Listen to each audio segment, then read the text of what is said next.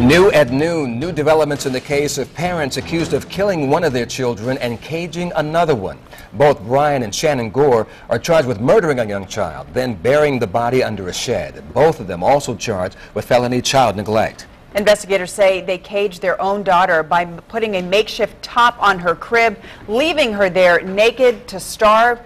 Those who rescued the little girl say she was also covered in her own waste. Now, even though both parents are charged in this case, only Brian, the father, showed up to face a Gloucester County judge today. 10 on your side's Andy Fox is live in Gloucester County. And Andy, of course, everyone's going to wonder, where was Shannon Gore today?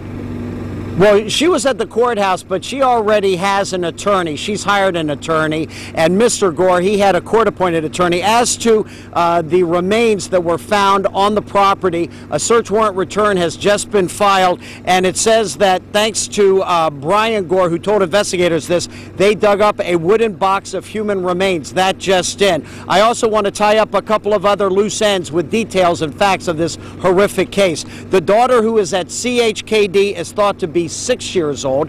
That is the working assumption that investigators and police are working on. And as of yesterday, she only weighed 16 pounds. Both Shannon and Brian Gore are thought to be the biological parents. As you said, Brian Gore was in court today.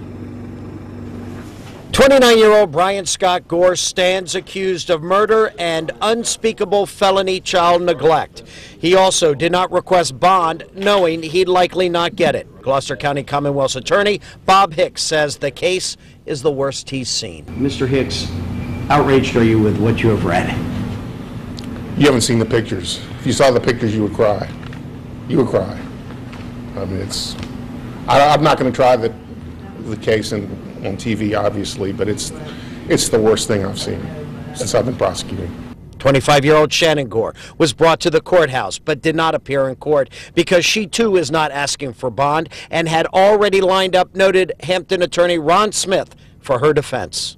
We have to tell our story in front of a jury, so I can't tell you our story yet, but believe me, there's two sides of this story. In court documents, it appears Brian Gore has been more forthcoming with information. He told investigators the daughter had been kept in a crib he made into a cage for almost a year, and the daughter can't walk because of that. Said Shannon gave the daughter a Pop-Tart in the morning and one in the evening. I can't tell you about his statements or his credibility. I don't know, or his motivations. I don't know what has prompted him to say what he said or if it's true. On the county side, everyone seems emotional about this case. Everybody who has had a piece of this case is. The office, and our officers, they're coming off of tornado duty and then having to deal with something like this. It's really rocked our community. Yeah, there is no doubt that this has been a very tough time in Gloucester County. Now, from a technical standpoint, the Gores did not ask for bond today because there's a lot of evidence still out there.